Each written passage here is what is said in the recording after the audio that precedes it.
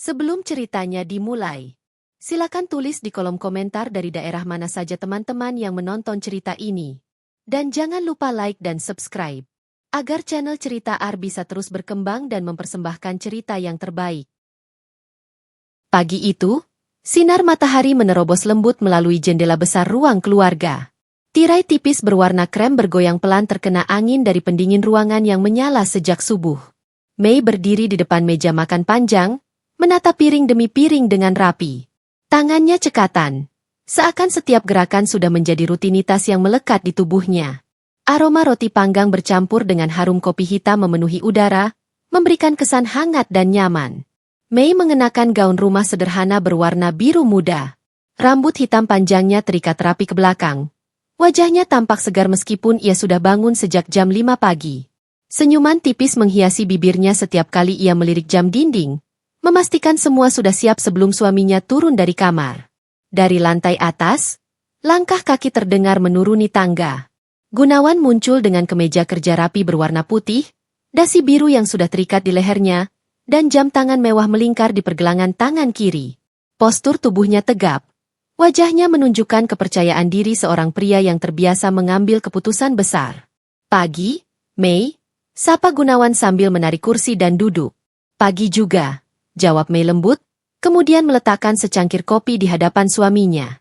Kopinya seperti biasa, tanpa gula. Gunawan tersenyum tipis, lalu menyesap kopi itu perlahan. Uap hangat mengepul dari cangkir, menambah nuansa damai pagi itu. Mei duduk di seberang, menyuapkan roti panggang ke mulutnya sambil memperhatikan wajah suaminya. Ada kebanggaan tersendiri di hatinya setiap kali melihat Gunawan bersiap berangkat kerja. Baginya, Gunawan adalah sosok lelaki ideal, cerdas, pekerja keras, dan mampu memberikan kehidupan mapan. "Jangan lupa rapat siang ini," kata Mei, mengingatkan. Gunawan melirik sejenak, mengangguk. "Iya, aku sudah siapkan semua dokumen semalam." Mereka melanjutkan sarapan dalam hening, hanya diiringi suara sendok dan pisau yang beradu pelan dengan piring. Mei tidak banyak bicara. Ia tahu Gunawan lebih suka pagi yang tenang sebelum menghadapi kesibukan kantor. Setelah selesai, Gunawan bangkit, meraih jas hitam dari gantungan, lalu menghampiri istrinya. "Aku berangkat dulu," ucapnya sambil mengecup kening Mei. Mei tersenyum, menatap suaminya hingga langkah itu hilang di balik pintu utama rumah. Suara mesin mobil terdengar di garasi, kemudian perlahan menjauh meninggalkan halaman. Mei berdiri beberapa saat, menatap kosong ke arah pintu yang baru saja tertutup. Lalu ia menghela napas, merapikan meja makan, dan membawa piring-piring kotor ke dapur. Hari-harinya selalu dimulai seperti ini, rutin, rapi, dan penuh kesetiaan. Rumah mewah itu terasa terlalu besar ketika hanya dihuni Mei seorang diri. Dinding berlapis cat putih, lantai marmer yang berkilau, serta perabotan elegan membuat setiap sudut tampak megah. Namun, di balik semua kemewahan, ada kesunyian yang hanya bisa dirasakan oleh dirinya sendiri. Setelah dapur selesai dibereskan, Mei duduk di ruang keluarga sambil menyalakan televisi. Saluran berita menayangkan perkembangan ekonomi, wajahnya sekilas terlihat serius memperhatikan laporan yang membahas harga saham. Ia memang bukan pebisnis, tapi terbiasa mengikuti dunia yang digeluti suaminya. Namun, tak lama kemudian, matanya beralih pada rak buku di samping televisi. Ia bangkit, mengambil sebuah buku novel, lalu duduk kembali di sofa. Membaca adalah cara Mei mengisi waktu luang sekaligus melarikan diri dari sepi. Jam menunjukkan pukul 9 pagi. Sinar matahari kian terang, menyoroti halaman luas yang dihiasi taman kecil dengan air mancur di tengahnya. Sesekali, terdengar suara kicauan burung dari pepohonan. Di tengah kesunyian itu, Mei merenungkan kembali kehidupannya. Ia bersyukur memiliki rumah tangga yang mapan, suami yang sukses, dan materi yang cukup. Meski begitu, di sudut hatinya ada kerinduan akan sesuatu yang lebih. Perhatian hangat yang tulus, waktu bersama yang lebih banyak, dan percakapan panjang yang tidak melulu soal pekerjaan. Ponselnya bergetar di atas meja. Sebuah pesan masuk dari sahabat lamanya. Mei tersenyum membaca pesan itu, lalu membalas singkat. Setelah itu, ia kembali tenggelam dalam bukunya. Hari-hari Mei berjalan dengan pola yang sama.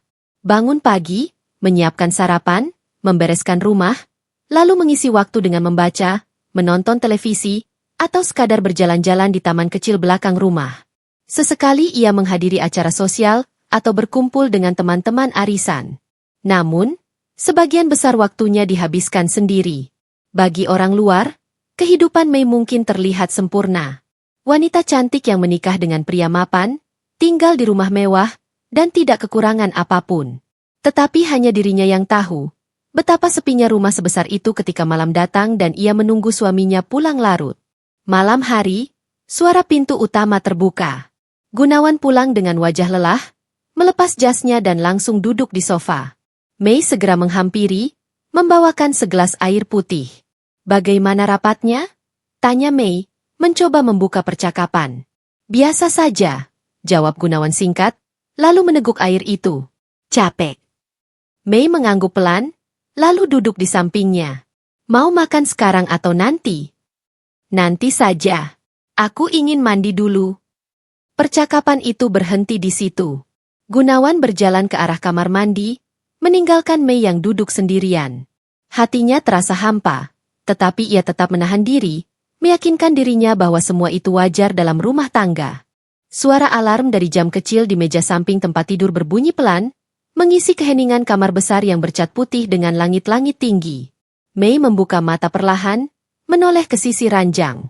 Gunawan masih terlelap, wajahnya tenang meski ada gurat lelah yang terlihat jelas. Mei tersenyum kecil, kemudian segera bangkit dari ranjang. Langkahnya ringan menuju kamar mandi. Air mengalir, wajahnya dibasuh. Lalu ia merapikan rambutnya yang panjang. Setelah berganti pakaian rumah, ia langsung menuju dapur. Seperti biasa, tangannya sibuk menyiapkan sarapan. Kali ini ia membuat sup hangat dengan irisan sayuran, beberapa potong roti, dan kopi kesukaan Gunawan. Aroma harum segera memenuhi dapur yang berdesain modern dengan dominasi warna putih dan coklat kayu. Mei melangkah ke ruang makan, menata meja dengan penuh perhatian. Setiap sendok, garpu, hingga lipatan serbet ia atur serapi mungkin. Baginya, hal kecil seperti itu penting untuk membuat suasana rumah tetap terasa hangat. Sambil bekerja, ia sering mengingat kembali perjalanan panjang rumah tangga mereka.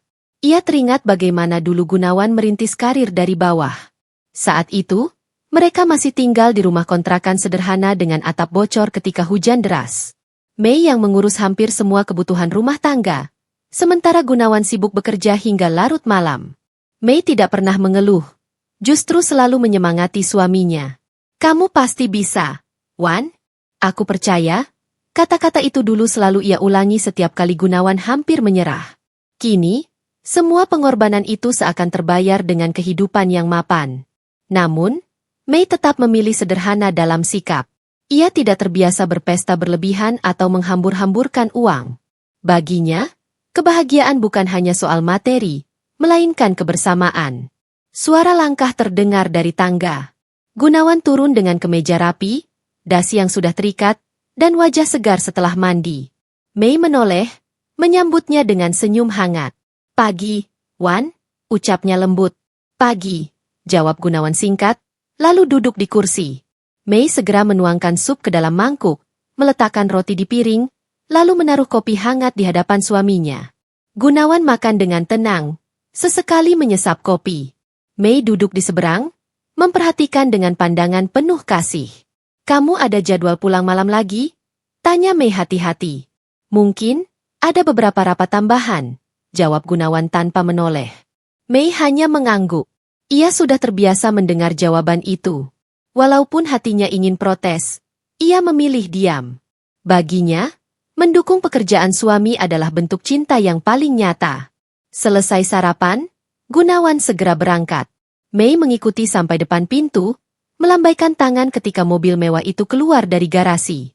Setelah itu, rumah kembali sunyi. Mei menutup pintu, lalu duduk sebentar di ruang tamu. Tangannya memainkan layar ponsel, membuka kalender. Ada jadwal arisan siang nanti, tapi ia memutuskan tidak hadir. Ia lebih suka mengurus rumah sendiri. Meski ada asisten rumah tangga yang membantu, Mei sering turun tangan, membersihkan sudut-sudut rumah, menata bunga di vas, atau merapikan lemari. Siang menjelang, Mei menyiapkan makan siang untuk dirinya sendiri. Porsinya sederhana, Hanya nasi dengan lauk tumis sayuran. Ia duduk sendirian di meja panjang yang biasanya terisi 2 orang. Kesepian itu mulai terasa. Tapi Mei mengisi dengan membaca buku atau menulis catatan kecil di buku harian. Malam hari, Gunawan pulang larut. Mei yang sudah menunggu di ruang keluarga segera menyambut. Wajahnya tampak letih, tapi ia tetap menyiapkan makan malam hangat. Gunawan makan dengan cepat, kemudian langsung masuk kamar. Mei tidak banyak bicara, hanya memastikan suaminya merasa nyaman. Hari-hari seperti itu terus berulang. Pagi yang sibuk menyiapkan sarapan, siang yang tenang dengan kegiatan sederhana, dan malam yang selalu ditutup dengan menunggu suami pulang. Meski sering kesepian, Mei tidak pernah sekalipun menyesali pilihannya menjadi istri yang sepenuhnya mendukung suaminya. Sore hari di akhir pekan, Mei duduk di teras belakang rumah, memandangi taman kecil yang ia rawat sendiri. Ia ingat betapa dulu ia bermimpi memiliki taman indah tempat ia dan Gunawan bisa menghabiskan waktu bersama. Kini taman itu ada, bunga-bunga bermekaran, air mancur kecil mengalir tenang. Namun, Gunawan jarang sekali duduk di sana. Mei menyentuh kelopak bunga mawar merah. Senyum tipis muncul di wajahnya. Semoga suatu hari nanti, kita bisa menikmati ini bersama, bisiknya dalam hati. Tetangga sebelah rumah datang menyapa, seorang ibu paruh baya yang ramah. Mereka berbincang sebentar tentang kegiatan sehari-hari. Mei dikenal baik oleh tetangga, selalu sopan dan hangat. Ia sering membantu ketika ada acara lingkungan, meski tidak semua orang tahu siapa sebenarnya Gunawan di dunia bisnis. Ketika malam tiba, Mei menyiapkan makan malam lebih istimewa. Ia memasak masakan kesukaan Gunawan, berharap suaminya bisa pulang lebih cepat. Namun, jam terus berputar, kursi di seberang meja tetap kosong. Mei akhirnya makan sendirian, menutup hidangan dengan hati yang sedikit berat. Saat Gunawan pulang hampir tengah malam, Mei tidak menunjukkan kekecewaannya. Ia tetap tersenyum, mengambilkan air hangat untuk suaminya. "Kamu pasti capek sekali," ucapnya lembut. Gunawan hanya mengangguk, lalu masuk kamar. Mei duduk di ruang tamu beberapa saat, menatap pintu kamar yang tertutup rapat. Dalam diam, ia menguatkan dirinya. Baginya, cinta berarti bertahan. Dan ia yakin, suatu hari Gunawan akan menyadari betapa besar pengorbanannya. Suasana pagi kembali datang dengan rutinitas yang sama. Matahari menembus tirai jendela, menorehkan cahaya hangat ke lantai marmer yang berkilau. Mei sudah bangun lebih dulu, seperti biasa, menyiapkan sarapan untuk Gunawan. Tangannya sibuk memotong buah, sementara aroma nasi goreng yang baru matang memenuhi dapur. Ia berusaha membuat pagi itu lebih ceria, berharap Gunawan bisa tersenyum dan melupakan sedikit penat dari pekerjaannya. Ketika meja makan sudah tertata rapi, Mei duduk sebentar sambil menunggu. Matanya melirik jam dinding, sesekali ia mendengar suara air dari kamar mandi di lantai atas. Beberapa menit kemudian, Gunawan turun dengan langkah tergesa, wajahnya serius, kemeja putih dan dasi hitam sudah melekat rapi di tubuhnya. "Selamat pagi," ucap Mei dengan senyum tipis. "Pagi," jawab Gunawan singkat, suaranya terdengar lebih datar daripada biasanya. Mei segera menuangkan kopi ke cangkir suaminya. "Aku buatkan nasi goreng kesukaanmu." Gunawan hanya menatap sebentar, lalu mulai menyendok makanan tanpa banyak bicara. Mei duduk di seberang, menunggu ia membuka percakapan, tapi suasana tetap hening. Hanya suara sendok beradu dengan piring yang terdengar. "Wan, kamu kelihatan lebih lelah akhir-akhir ini. Apa pekerjaanmu semakin berat?" tanya Mei hati-hati. Gunawan berhenti sejenak, menatap istrinya, lalu menghela napas. "Ada banyak proyek baru. Aku harus sering keluar kota untuk urusan bisnis." Mei mengangguk pelan. "Kalau begitu, jaga kesehatanmu. Jangan terlalu memaksakan diri." Gunawan hanya menggumam singkat sebagai jawaban, lalu melanjutkan sarapannya. Setelah selesai, ia segera bangkit, mengambil jas dari kursi, dan meraih tas kerjanya. "Aku berangkat dulu. Mungkin pulang malam lagi." Mei tersenyum, meski hatinya sedikit perih. "Hati-hati di jalan." Gunawan melangkah cepat keluar, suaranya terdengar memanggil sopir di garasi. Tak lama kemudian, suara mobil menjauh dari halaman rumah. Mei berdiri di dekat pintu, menatap kosong ke arah luar. Ada perasaan ganjil yang perlahan tumbuh di hatinya. Gunawan terlihat berbeda. Bukan hanya karena sibuk, Tapi sikapnya semakin dingin dan terburu-buru. Ia sering pulang lebih malam dari biasanya, bahkan kadang tanpa kabar.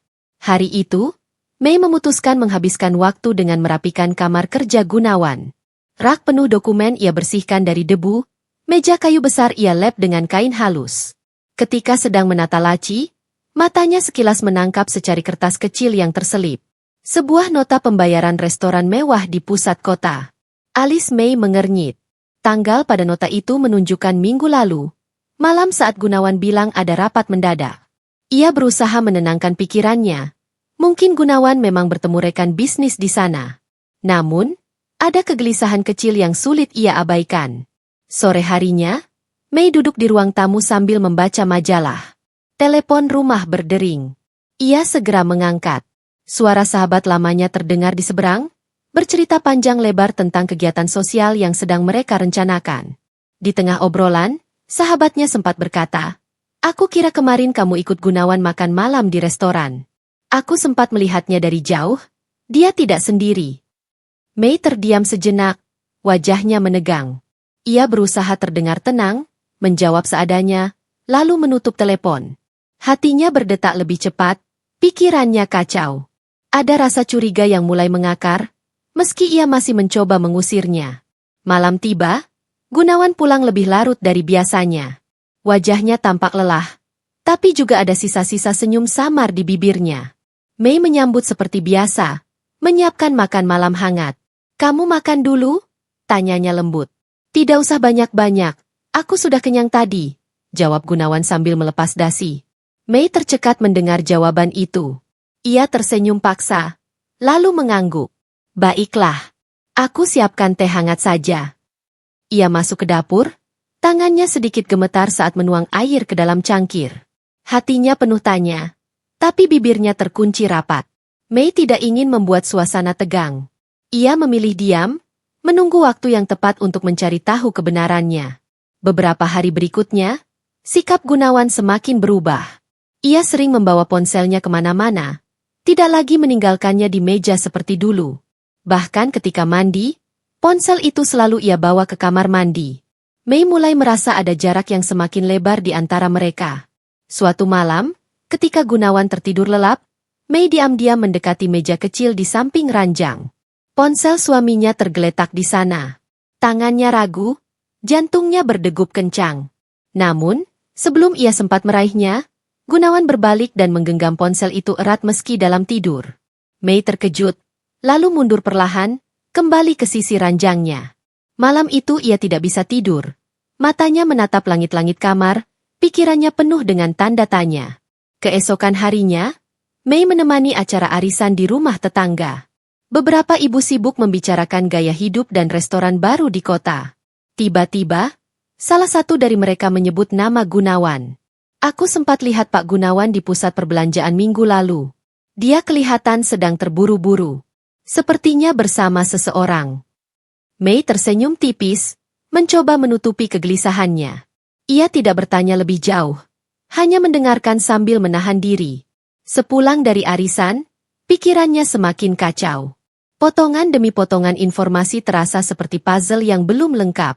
Malam itu, ketika duduk sendirian di ruang tamu, Mei merenung lama. Tangannya memegang cangkir teh yang sudah dingin, matanya menatap kosong ke arah pintu. Ada perasaan takut bercampur penasaran yang tumbuh semakin besar. Ia tidak tahu apa yang sebenarnya terjadi, tapi hatinya mulai merasakan sesuatu yang tidak wajar. Langit sore berwarna jingga ketika Mei duduk di balkon lantai 2 rumah mewah itu. Angin berhembus pelan, membuat tirai tipis bergoyang. Di tangannya ada secangkir teh melati hangat, uapnya naik perlahan ke udara. Ia menatap ke arah jalanan kompleks yang sepi, pikirannya melayang jauh. Hari-hari terasa semakin berat. Gunawan pulang semakin larut, bahkan beberapa kali tidak pulang sama sekali dengan alasan perjalanan bisnis. Hati Mei terus berusaha menepis rasa curiga, namun tanda-tanda kecil yang ia temukan tak bisa begitu saja diabaikan. Nota restoran, komentar samar dari sahabatnya, hingga sikap Gunawan yang semakin dingin. Semuanya seperti potongan puzzle yang menyusun gambaran tak menyenangkan. Sore itu, telepon genggamnya bergetar. Mei meraih ponsel, melihat nama sahabatnya, Rini, di layar. Ia segera mengangkat. Mei, kamu sibuk? Aku tadi habis dari salon dekat Hotel Bintang 5. Kau tahu siapa yang aku lihat? Suara Rini terdengar agak bersemangat. Mei diam sejenak, jantungnya berdetak kencang. Siapa? Tanyanya pelan. Aku lihat Gunawan. Dia tidak sendiri. Ada seorang wanita cantik bersamanya. Usianya jauh lebih muda darimu. Mei, aku kira kamu juga ada di sana. Ternyata tidak. Mei terdiam. Suara di seberang terasa semakin jauh, meski Rini masih berbicara panjang lebar. Hatinya seperti diremas, napasnya terasa berat. Ia hanya menjawab singkat, berpura-pura sibuk, lalu menutup telepon. Tangannya bergetar saat meletakkan ponsel di meja kecil. Kepalanya menunduk, matanya berair. Namun ia menahan diri agar tidak menangis keras. Di dalam dirinya, sebuah kebenaran mulai terbentuk, meski ia masih enggan percaya sepenuhnya. Malam itu, Gunawan pulang hampir tengah malam. Aroma parfum asing samar tercium ketika ia melewati pintu. Mei menatapnya dari ruang tamu, namun ia tidak berkata apa-apa. Kamu belum tidur? Tanya Gunawan singkat, melepas jasnya dan meletakkannya di sofa. Aku menunggumu, jawab Mei pelan. Gunawan hanya mengangguk, lalu berjalan ke arah kamar. Mei mengikuti langkahnya dengan tatapan kosong. Pertanyaan-pertanyaan memenuhi kepalanya, tetapi bibirnya terkunci rapat. Hari-hari berikutnya, kecurigaan Mei semakin kuat. Ia mulai memperhatikan detail yang dulu sering ia abaikan. Setiap kali Gunawan mendapat telepon, ia menjauh ke sudut ruangan atau bahkan keluar rumah. Ponselnya kini selalu terkunci, dan ia semakin sering beralasan ada urusan mendadak. Suatu siang, ketika Gunawan berkata ada rapat di luar kota, Mei diam-diam meminta sopir pribadi untuk tetap berada di rumah. Ia ingin tahu apakah Gunawan benar-benar pergi ke luar kota. Namun, beberapa jam kemudian, salah satu tetangga bercerita bahwa ia melihat mobil Gunawan parkir di sebuah restoran mewah di pusat kota. Mei mendengarkan dengan senyum tipis, meski hatinya terasa hancur. Malamnya, ia duduk sendirian di ruang kerja, membuka laptop, dan mulai mencari tahu tentang restoran itu. Ia menemukan ulasan dan foto-foto orang yang pernah makan di sana. Semakin ia melihat, semakin kuat bayangan tentang Gunawan dan wanita asing itu dalam pikirannya. Beberapa hari kemudian, Mei akhirnya melihat sendiri. Ia tidak sengaja berada di pusat perbelanjaan ketika melihat sosok yang begitu ia kenal. Gunawan berjalan cepat, di sampingnya ada seorang wanita muda berambut panjang, kulit putih, wajah cantik dengan senyum menawan. Pakaian wanita itu modis, tas bermerek tergantung di lengannya. Mei terdiam di balik tiang besar, menahan napas. Jantungnya berdetak kencang, matanya tidak bisa lepas dari pemandangan itu. Gunawan tampak akrab dengan wanita tersebut, bahkan sesekali tersenyum hangat, sesuatu yang jarang ia lakukan di rumah akhir-akhir ini. Wanita itu adalah Gita. Mei baru mendengar namanya dari beberapa bisik-bisik orang, namun kini ia melihat langsung wujudnya. Ada rasa sakit yang begitu dalam menusuk hati Mei.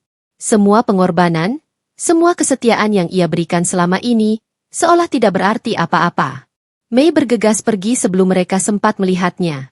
Langkahnya gemetar, matanya berkaca-kaca. Ia menahan tangis hingga tiba di dalam mobil. Lalu air matanya mengalir tanpa bisa dibendung. Malamnya, ketika Gunawan pulang, Mei bersikap seperti biasa. Ia menyajikan makan malam, menanyakan kabar pekerjaan, meski hatinya penuh luka. Gunawan tidak menyadari apapun, ia tampak tenang, bahkan bercanda singkat sebelum masuk kamar. Mei duduk di meja makan sendirian, menatap piring yang belum disentuh. Di dalam hatinya, sebuah keputusan perlahan terbentuk. Ia tidak bisa terus diam selamanya. Namun, untuk saat ini, ia memilih menyimpan semua luka, sambil mengamati setiap langkah suaminya dengan lebih teliti. Pagi itu udara begitu segar, sinar matahari menembus jendela besar ruang makan. Mei sudah lebih dulu duduk di meja makan dengan secangkir kopi hitam di tangannya. Ia menatap kosong ke arah halaman belakang yang penuh dengan bunga yang dulu ia tanam bersama Gunawan. Kenangan-kenangan manis seolah terus menghantui dirinya, menuntut jawaban atas perubahan besar yang kini ia rasakan. Gunawan turun dari kamar dengan kemeja rapi dan dasi sudah terikat.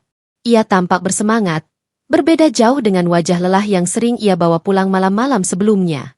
Mei memperhatikan gerak-geriknya, menahan diri agar tidak menanyakan sesuatu yang bisa memicu pertengkaran. Kamu kelihatan terburu-buru sekali, ada rapat penting. Mei membuka percakapan, suaranya tenang, meski dadanya penuh rasa curiga. Gunawan hanya tersenyum tipis sambil merapikan jam tangannya. Iya, ada presentasi besar. Klien baru datang dari luar negeri. Aku harus menyiapkan banyak hal. Mei mengangguk pelan, memperhatikan sorot mata suaminya yang tidak berani menatap langsung. Ia sudah bisa membaca bahasa tubuh itu. Gunawan sedang menyembunyikan sesuatu. Aku bisa ikut mengantar sampai kantor? Tanya Mei lembut, mencoba menjajaki reaksi. Gunawan sejenak terdiam, lalu tertawa kecil. Tidak usah repot. Aku langsung ada meeting, jadi mungkin akan lama di sana. Mei menatapnya lama, lalu menghela napas. Baiklah. Gunawan mencium keningnya sekilas, lalu melangkah cepat keluar rumah. Dari balik jendela, Mei melihat mobil suaminya berbelok keluar kompleks. Hatinya kembali digelayuti rasa sakit. Ia merasa seolah hidup bersama orang asing yang kini sulit dipahami. Setelah memastikan Gunawan pergi, Mei menyiapkan rencana kecil. Ia sudah terlalu lama menahan rasa ingin tahu. Ia ingin sekali membuktikan apakah firasatnya benar, bahwa suaminya tidak sedang pergi bekerja, melainkan menemui wanita itu. Mei meminta salah satu pembantu rumah tangga untuk menjaga rumah, lalu mengambil mobilnya sendiri. Dengan hati-hati ia menyusuri jalanan kota, mencoba mengikuti arah yang kemungkinan dituju Gunawan. Pikirannya kacau, tangannya berkeringat di balik setir, namun tekadnya sudah bulat. Di persimpangan jalan besar, ia melihat sekilas mobil Gunawan berhenti di lampu merah. Mei segera memperlambat laju mobilnya, menjaga jarak agar tidak ketahuan. Setelah lampu hijau, mobil itu berbelok ke arah pusat kota, bukan ke arah kantor Gunawan. Hati Mei berdegup kencang. Ia terus mengikuti, hingga akhirnya mobil Gunawan berhenti di depan sebuah kafe mewah dengan kaca besar yang memantulkan sinar matahari pagi. Mei menepikan mobilnya beberapa meter dari sana, menahan napas saat melihat sosok yang begitu familiar keluar dari taksi. Seorang wanita muda dengan rambut panjang, wajah cantik, dan pakaian trendy. Tas bermerek menggantung di lengannya. Sepatu hak tinggi membuat langkahnya terdengar tegas. Senyum tipis tersungging di bibirnya ketika melihat Gunawan. Mei tahu itu Gita. Gunawan turun dari mobil dan menyambut wanita itu dengan senyum hangat, lalu menggandeng tangannya masuk ke kafe. Pemandangan itu membuat dada Mei sesak. Air matanya hampir tumpah. Namun ia segera menunduk, berusaha tetap tenang. Ia duduk lama di dalam mobil, memandangi arus lalu lintas yang berlalu lalang. Di dalam hatinya, ada perasaan campur aduk, marah, kecewa, sedih, sekaligus dikhianati. Semua pengorbanan yang ia lakukan, semua cinta dan kesetiaan yang ia berikan, seolah tidak ada artinya. Setelah beberapa lama, Mei memutuskan untuk tidak masuk atau membuat keributan. Ia sadar, emosi sesaat hanya akan mempermalukan dirinya. Ia memilih pergi, menenangkan diri di taman kota. Duduk di bangku panjang di bawah pohon rindang, ia menutup wajah dengan kedua tangan. Kenapa harus aku yang mengalami ini? Bisiknya lirih. Suara anak-anak kecil yang berlarian, tawa orang-orang di sekitarnya, semua terdengar samar di telinganya. Hatinya penuh dengan luka yang dalam. Sejak hari itu, Mei mulai menyusun langkahnya lebih hati-hati. Ia tidak lagi sekadar mencurigai, melainkan mulai menyimpan bukti. Setiap gerak-gerik Gunawan diperhatikannya, setiap perubahan sikap dicatatnya dalam ingatan. Ia tidak ingin terburu-buru mengambil keputusan, karena ia tahu sekali salah langkah, dirinya bisa kalah. Di malam hari, saat Gunawan tertidur pulas, Mei sering duduk di ruang kerja dengan laptop terbuka. Ia mencari tahu banyak hal tentang hukum, pernikahan, hingga cara mengatur aset dan harta. Ia tahu, jika semua ini benar adanya, ia harus melindungi dirinya. Perlahan, keteguhan mulai terbentuk di dalam dirinya. Mei bukan hanya seorang istri yang setia, tetapi juga seorang wanita yang mampu berpikir cerdas. Ia menatap layar laptopnya dengan mata sembab. Namun ada api kecil yang menyala di sana, api dari tekad yang belum pernah ia rasakan sebelumnya. Suasana rumah mewah itu semakin terasa dingin bagi Mei. Dulu, setiap sudut rumah penuh dengan canda tawa, tetapi kini hanya ada keheningan yang menusuk. Gunawan pulang semakin jarang, dan ketika ia datang, sikapnya dingin seperti orang asing. Mei tidak lagi merasakan kasih sayang yang dulu pernah memenuhi hari-hari mereka. Suatu malam, Mei duduk di ruang tamu dengan lampu temaram. Di meja kecil di depannya, berserakan kertas-kertas dokumen, sertifikat rumah, surat kepemilikan kendaraan, juga beberapa berkas investasi. Semua itu sudah ia kumpulkan diam-diam selama beberapa minggu terakhir. Ia mulai membuka lembar demi lembar, membaca detail kecil yang sebelumnya tidak pernah ia perhatikan. Tangannya bergetar, namun sorot matanya penuh tekad. Mei tahu, Gunawan bisa saja meninggalkan dirinya demi wanita itu. Tetapi Mei tidak akan membiarkan dirinya terpuruk tanpa persiapan. Ia masih ingat jelas bagaimana ayahnya dulu berpesan agar selalu berhati-hati menjaga harta keluarga. Dan kini, kata-kata itu terasa begitu nyata. Keesokan harinya, ketika Gunawan beralasan akan pergi dinas keluar kota, Mei mengambil langkah berani. Ia pergi menemui seorang notaris kenalan lama ayahnya. Notaris itu, seorang pria parubaya bernama Pak Herman, menyambutnya dengan ramah. Bu Mei, sudah lama sekali tidak bertemu. Ada keperluan apa hari ini? Tanyanya sambil mempersilakan Mei duduk di kursi empuk ruangannya. Mei menarik napas dalam-dalam sebelum menjawab. Pak Herman, saya ingin menanyakan beberapa hal terkait harta bersama dalam rumah tangga. Jika suami saya melakukan sesuatu yang merugikan saya, bagaimana cara saya melindungi hak saya? Pak Herman menatapnya serius, lalu tersenyum tipis. Pertanyaan yang bagus. Banyak istri yang sering terlambat menyadari hal ini. Anda datang di waktu yang tepat.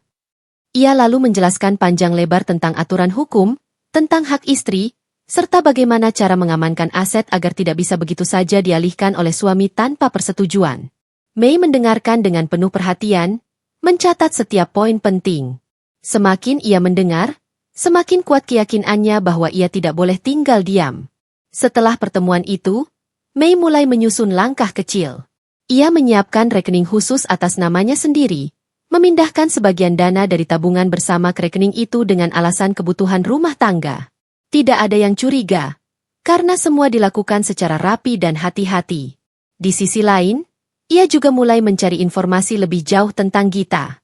Beberapa kenalannya di sosialita kota memberitahu bahwa Gita sering terlihat bersama Gunawan di berbagai tempat mewah. Ada yang mengatakan Gita adalah wanita ambisius, selalu tampil glamor, dan tidak segan memanfaatkan kekayaan pria-pria yang dekat dengannya. Mei semakin yakin bahwa apa yang ia lihat bukan sekadar perselingkuhan sesaat. Gunawan benar-benar terikat dengan Gita, mungkin bahkan lebih dari yang ia bayangkan. Malam itu, ketika Gunawan pulang dengan wajah lelah namun tersenyum samar, senyum yang jelas bukan untuk dirinya, Mei duduk menatapnya lama. Ia menahan diri untuk tidak bertanya, hanya menyajikan makan malam seperti biasa. Namun, dalam hatinya, Mei berbisik, "Baiklah, Gunawan. Jika kau memilih jalan itu, aku juga akan memilih jalanku sendiri. Jangan salahkan aku ketika aku mulai melangkah." Hari-hari berikutnya, Mei semakin sibuk dengan rencananya. Ia mengatur pertemuan rahasia dengan konsultan keuangan, meninjau ulang aset rumah tangga, bahkan mendekati beberapa orang kepercayaan Gunawan untuk mendapatkan informasi. Perlahan, puzzle yang ia kumpulkan mulai membentuk gambaran jelas. Gunawan tidak hanya berkhianat, tetapi juga menggunakan sebagian besar kekayaannya untuk memenuhi kebutuhan Gita. Mei menatap cermin di kamarnya suatu malam. Wajahnya tampak letih, tetapi sorot matanya berbeda, penuh dengan kekuatan yang sebelumnya tidak pernah ia sadari. Ia tahu, badai besar akan datang, dan ia harus siap berdiri tegak ketika itu terjadi. Pagi itu, udara di rumah terasa lebih pengap daripada biasanya. Mei bangun lebih awal, bukan untuk menyiapkan sarapan, melainkan karena pikirannya tak tenang. Sejak beberapa minggu terakhir, ia seperti sedang berpacu dengan waktu. Setiap detik yang berlalu membawa dirinya semakin dekat pada kebenaran pahit tentang suaminya. Gunawan masih terlelap ketika Mei berdiri di depan cermin. Ia menatap pantulan dirinya sendiri, mencoba membaca kekuatan dari mata yang mulai sembab karena kurang tidur. "Aku tidak boleh kalah. Aku harus lebih pintar dari mereka," bisiknya pada bayangan itu. Hari itu Mei sudah menjadwalkan pertemuan dengan seorang konsultan keuangan yang direkomendasikan Pak Herman, notaris yang ia temui sebelumnya. Konsultan itu bernama Bu Ratna, seorang wanita berusia sekitar 40 tahun dengan penampilan sederhana namun sorot mata tajam. Di ruang kantor yang penuh dengan tumpukan dokumen, Bu Ratna menjelaskan dengan detail bagaimana arus keuangan bisa dipantau, bagaimana sebuah keluarga kaya bisa kehilangan segalanya hanya karena salah urus atau disalahgunakan. Mei mendengarkan dengan penuh konsentrasi. Kalau ibu ingin melindungi aset pribadi, langkah pertama adalah memastikan nama ibu tercantum jelas di semua kepemilikan. Jangan hanya atas nama suami, jelas Bu Ratna sambil menunjuk ke beberapa contoh dokumen.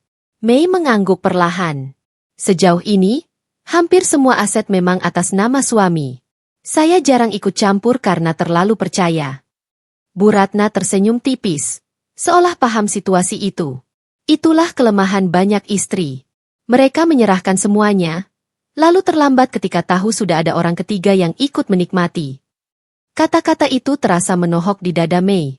Ia menunduk sebentar, lalu menegakkan kepala dengan sorot mata penuh tekad. Kalau begitu, saya harus mulai sekarang. Pertemuan itu berlangsung lama. Mei mendapatkan banyak pengetahuan baru, sekaligus keberanian untuk melangkah lebih jauh. Ia sudah tidak lagi sekadar curiga. Kini ia tahu, dirinya harus benar-benar bertindak. Sementara itu, di sisi lain, Gunawan semakin sering tidak pulang. Teleponnya jarang ia angkat jika Mei menelepon. Setiap kali ditanya, jawabannya selalu sama. Rapat, proyek baru, atau perjalanan bisnis. Namun, Mei tidak lagi larut dalam kebohongan itu. Ia sudah menyimpan cukup bukti.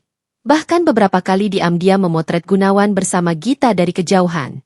Malam itu, setelah memastikan Gunawan benar-benar tidak pulang, Mei duduk di ruang kerjanya. Ia menyalakan lampu meja dan membuka laptop. Di layar, terpampang tabel-tabel arus keuangan keluarga mereka. Ia sudah memindahkan sebagian besar dana ke rekening pribadinya dengan alasan kebutuhan renovasi rumah dan bisnis kecil yang ia mulai diam-diam. Di meja, berserakan map berisi fotokopi sertifikat rumah, surat kendaraan, hingga beberapa dokumen saham. Mei menandai bagian-bagian penting dengan stabilo, matanya menyusuri satu demi satu lembar dengan kesabaran luar biasa. Tiba-tiba, suara ponselnya berdering. Nomor tak dikenal muncul di layar. Dengan ragu, ia mengangkat. Bu Mei? Suara seorang wanita terdengar gugup. Ya, saya sendiri. Dengan siapa saya bicara? Sinta. Saya bekerja di salah satu butik di pusat kota. Maaf jika saya lancang menelepon. Saya hanya ingin memberitahu sesuatu. Saya sering melihat suami ibu datang bersama seorang wanita muda ke butik tempat saya bekerja. Mereka belanja banyak sekali, dan suami ibu tampak sangat memanjakan wanita itu. Mei terdiam. Suara di seberang semakin membuat hatinya sesak, meski ia sudah menduga sebelumnya. Terima kasih sudah memberitahu saya, ucapnya pelan sebelum menutup telepon. Air mata menetes tanpa bisa dibendung. Namun kali ini bukan hanya karena sakit hati, melainkan karena rasa yakin. Semua yang ia lakukan sejauh ini tidak sia-sia. Ia benar-benar berada di jalur yang tepat. Beberapa hari berikutnya, Mei sengaja mengajak Rini, sahabatnya, makan siang di sebuah restoran. Mereka duduk di sudut yang tenang, berbicara dari hati ke hati. Mei, aku tahu kamu kuat. Tapi aku juga tahu kamu terluka. Kamu harus siap menghadapi kenyataan kalau Gunawan memang sudah punya kehidupan lain dengan wanita itu, kata Rini dengan suara lirih. Mei menatap sahabatnya, lalu menggenggam tangannya. Aku sudah siap, Rin. Aku hanya tidak mau kalah. Aku tidak akan membiarkan dia merampas semuanya lalu meninggalkanku dengan tangan kosong. Rini mengangguk, matanya berkaca-kaca. Ia tahu, Mei bukan lagi wanita yang sama seperti dulu. Wanita lembut yang selalu percaya penuh pada suaminya. Kini Mei berubah, menjadi seseorang yang lebih tangguh, meski luka di dalam hatinya masih dalam. Malamnya, Mei kembali menyiapkan rencananya. Ia mulai menghubungi agen properti, menanyakan prosedur penjualan rumah. Semua dilakukan dengan hati-hati, agar Gunawan tidak mencium gelagat. Di dalam hati kecilnya, Mei masih menyimpan secercah harapan bahwa Gunawan akan sadar dan kembali padanya. Namun, semakin hari, harapan itu makin pudar, digantikan oleh tekad untuk bertahan dan melindungi dirinya sendiri. Dan untuk pertama kalinya sejak lama, Mei merasa dirinya punya kendali. Ia tahu, badai besar akan segera datang, dan ia sudah menyiapkan perisainya.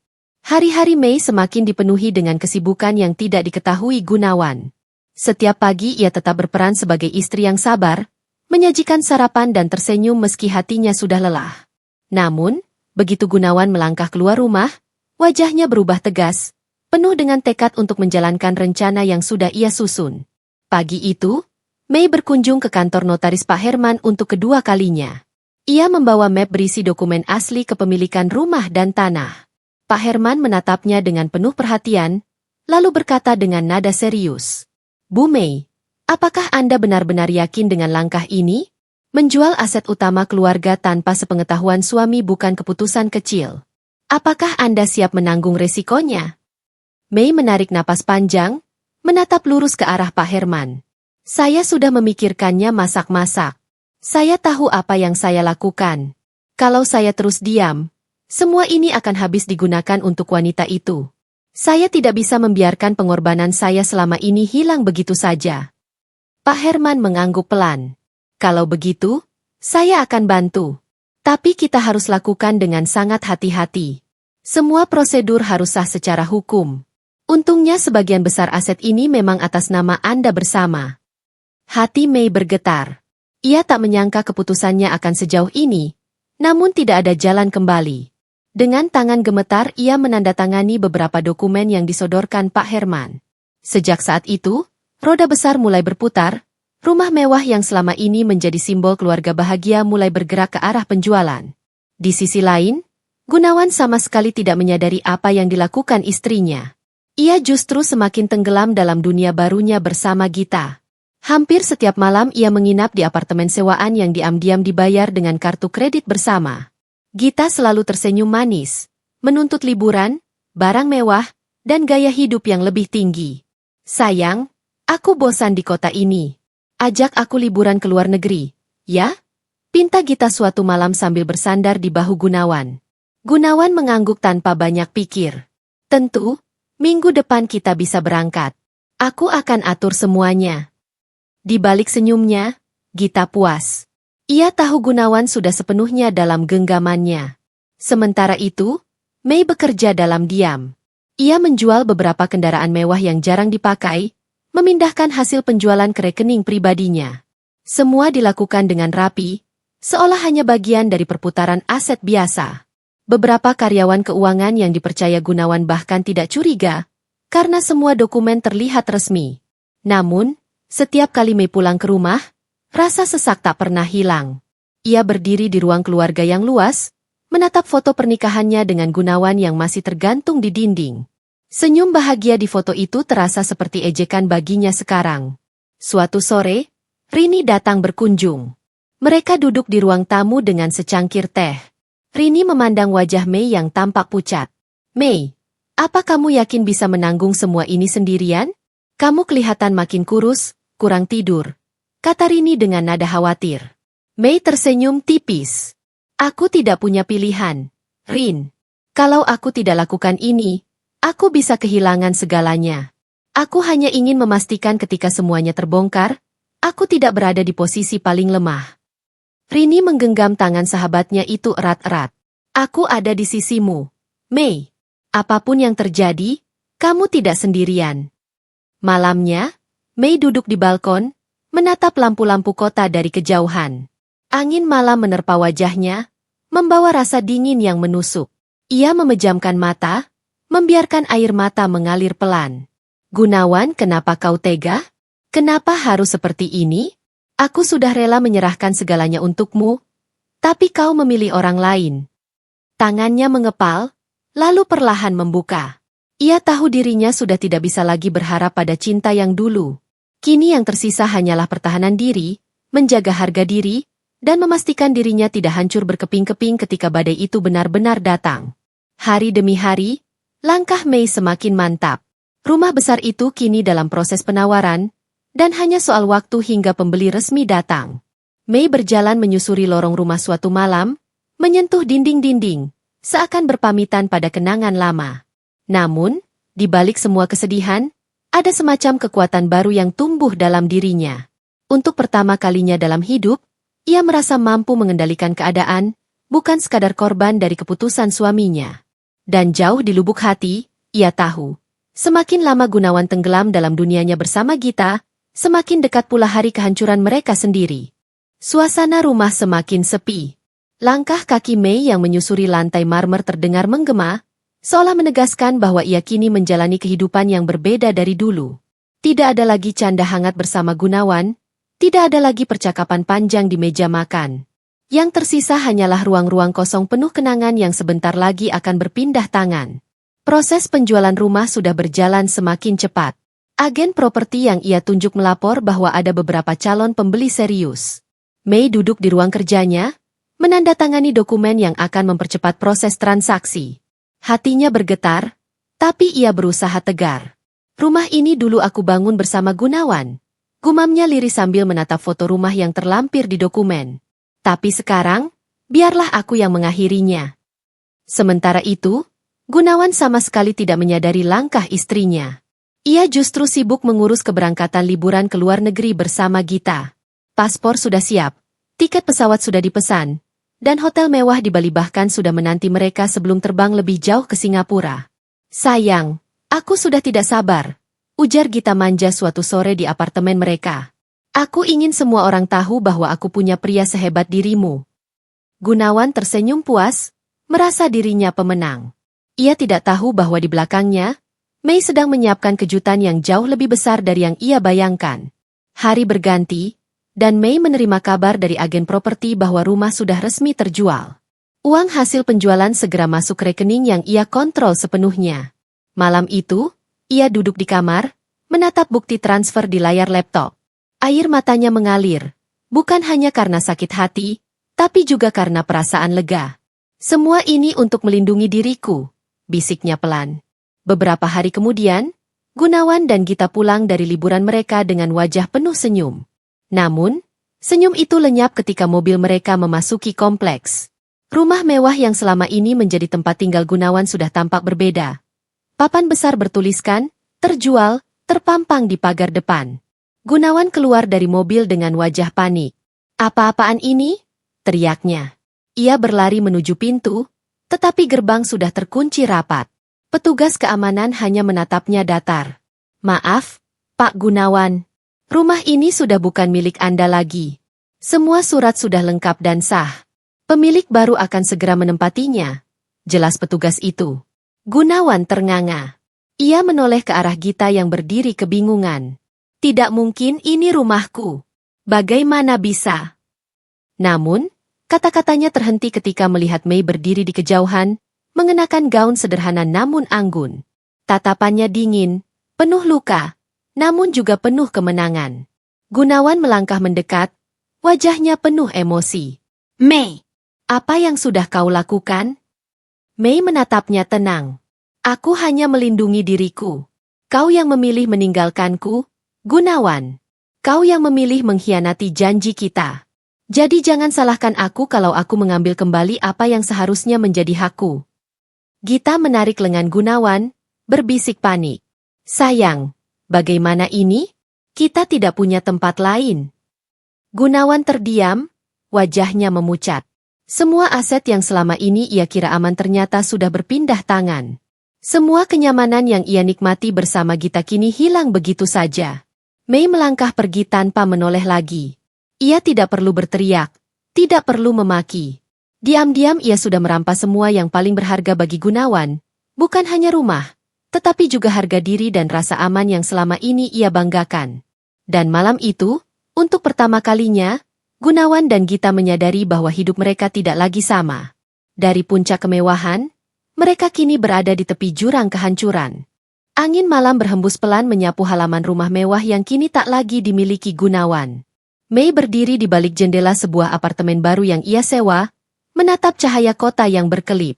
Ia masih bisa merasakan debar jantungnya ketika mengingat pertemuan terakhir di depan rumah, tatapan Gunawan yang penuh amarah, dan wajah panik Gita yang nyaris menangis. Semua itu bagai sebuah babak terakhir dari drama panjang yang sudah lama ia perankan dalam diam. Hari-hari berikutnya berjalan dengan cepat. Gunawan dan Gita mulai merasakan kesulitan. Mereka tidak lagi punya tempat tinggal. Apartemen yang biasa mereka sewa atas nama Mei sudah tidak bisa diakses, karena Mei menutup semua rekening bersama dan membekukan fasilitas yang dipakai Gunawan. Mobil yang mereka bawa pun menumpuk tunggakan cicilan, dan tak lama kemudian ditarik oleh Leasing. Sementara itu, Mei hidup lebih sederhana, tetapi jauh lebih tenang. Ia sudah memindahkan sebagian besar aset ke rekening pribadi dan investasi atas namanya sendiri. Ia juga menyiapkan rencana jangka panjang untuk kehidupan barunya. Tidak ada lagi beban rumah tangga yang harus ia pertahankan demi Gunawan. Tidak ada lagi senyum palsu di hadapan orang-orang. Yang tersisa hanyalah dirinya sendiri yang mulai bangkit dari luka. Namun, kabar tentang Gunawan dan Gita yang terlunta-lunta mulai menyebar. Beberapa tetangga yang dulu sering memandang rendah Mei kini saling berbisik ketika melihat pasangan itu berjalan kaki di kompleks perumahan lama, mencoba mencari tumpangan atau bantuan. Kasihan sekali dulu mereka pamer kemana-mana, bisik seorang ibu tetangga. Kasihan? Aku justru merasa itu pantas. Apa yang mereka tabur, itu yang mereka tuai, jawab yang lain sinis. Gunawan mulai kehilangan kendali.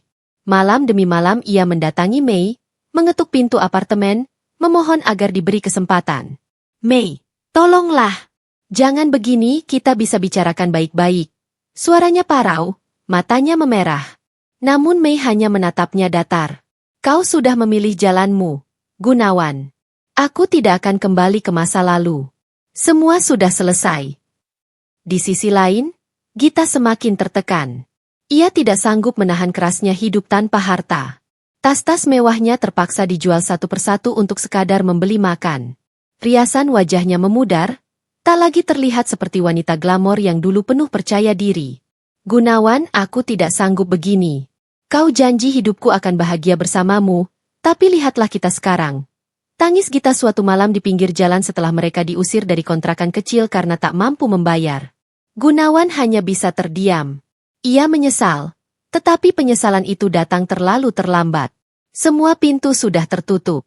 Mei, meskipun hatinya masih sesekali bergetar melihat kondisi mereka, memilih untuk tetap melangkah. Ia sadar, jika ia terjebak dalam rasa iba, maka semua yang telah ia perjuangkan akan sia-sia. Ia tidak ingin lagi diperdaya oleh janji-janji manis atau cinta palsu. Malam terakhir sebelum ia benar-benar meninggalkan kota itu, Mei kembali berdiri di balkon, menatap langit. Ingatan masa lalunya terlintas. Hari-hari ketika ia percaya penuh pada Gunawan, saat mereka merencanakan masa depan, dan saat ia dengan polos menerima semua kata-kata indah dari suaminya. Semua itu kini hanya tinggal cerita. Sekarang giliranku untuk hidup dengan caraku. Ucapnya mantap. Dan di jalanan yang sama, Gunawan dan Gita berusaha bertahan, terombang-ambing antara rasa malu, penyesalan, dan keterpurukan. Mereka yang dulu pulang dengan senyum dari liburan kini pulang tanpa apa-apa. Hanya dengan pakaian seadanya dan tatapan orang-orang yang penuh cemooh. Matahari terbit perlahan di ufuk timur, menyinari kota dengan cahaya emas yang lembut. Mei duduk di sebuah kafe kecil di sudut jalan, mengenakan gaun sederhana dan kerudung pastel yang membingkai wajahnya. Secangkir kopi hangat mengepul di depannya, sementara jemarinya sibuk menuliskan catatan di buku harian baru. Ia menuliskan hal-hal kecil, rencana hari ini, mimpi-mimpi yang ingin dicapai, dan rasa syukur karena berhasil melewati badai besar dalam hidupnya. Tidak ada lagi nama Gunawan di setiap baris kalimatnya. Tidak ada lagi luka yang ia biarkan mendominasi. Yang ada hanyalah dirinya sendiri, yang kini belajar kembali mencintai hidup dengan tenang. Di luar sana, kehidupan berjalan dengan ironi. Gunawan dan Gita, yang dulu tampil berkilau dengan kemewahan, kini hanya menjadi bayangan samar di antara keramaian kota. Beberapa kali Mei mendengar kabar mereka masih berusaha bertahan, berpindah-pindah tempat, mencari penghidupan yang semakin sulit. Wajah mereka tidak lagi dipenuhi percaya diri, melainkan kelelahan yang dalam. Mei tidak lagi merasa marah. Ia juga tidak merasa puas melihat penderitaan mereka. Yang ia rasakan hanyalah hampa yang perlahan berubah menjadi kelegaan. Ia sudah menutup buku lama dan membuka lembaran baru. Di halaman terakhir buku hariannya, Mei menuliskan sebuah kalimat singkat. Terkadang kehilangan bukan akhir segalanya, melainkan pintu menuju kebebasan yang sebenarnya. Ia menutup buku itu dengan senyum tipis. Untuk pertama kalinya setelah sekian lama, senyum itu lahir bukan untuk menutupi luka, melainkan untuk menyambut masa depan yang lebih cerah. Dan di kejauhan, di jalan yang ramai, Gunawan menunduk sambil menggenggam tangan Gita. Mereka berjalan tanpa arah, menanggung beban yang mereka ciptakan sendiri. Dunia berbalik, Dan kini setiap langkah mereka hanyalah bayangan dari kesalahan masa lalu. Sementara Mei melangkah keluar dari kafe dengan langkah mantap, meninggalkan semua kenangan buruk di belakang, dan memulai perjalanan baru menuju kehidupan yang lebih damai.